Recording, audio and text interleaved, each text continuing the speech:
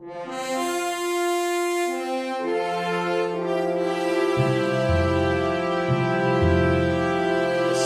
testing stands for speed, power, agility, reaction time, and quickness. And it was a test that was developed by Nike, or it's a part of Nike. That's a way of testing athletes, getting a baseline level for where they are in 4 major drills. The 4 major tests are 40-yard dash, vertical jump, 5-10-5, which is referred to as the short shuttle, and a power ball toss, which is a measure of explosive strength through the chest and the hips. So those are the 4 basic areas, and they have a formula basically to take the numbers that the kids receive from the test, and they develop what's called a SPARQ rating. And it's a score, I believe, in the hundreds is the top. I can't tell you for sure what the top SPARQ score is. I think you can get over 100. And it's basically a way to compare yourself as an athlete to other athletes, 1 by your sport, 2 by your age group, and then all ages, all sports. You can take a look at that.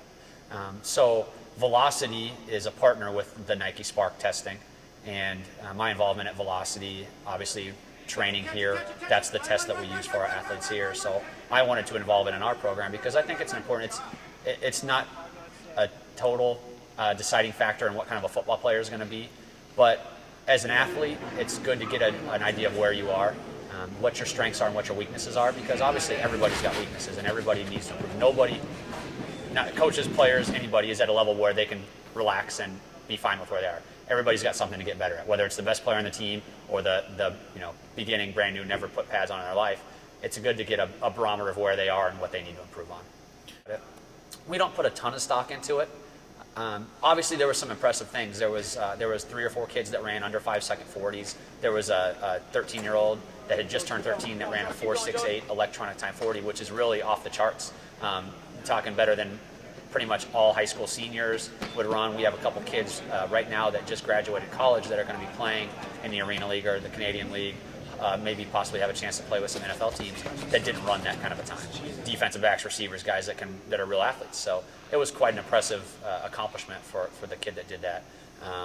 But we don't put a ton of stock into it. We really use it as a team event to get the kids out, to get a chance to meet the kids, get the kids together to see the other players that were going to be on their team, to have a parent meeting, and it's a good. The kids like it. It's fun. It's kind of like a competition because they want to better their personal best, or they want to be faster than the kid next to them. So competition like that is healthy.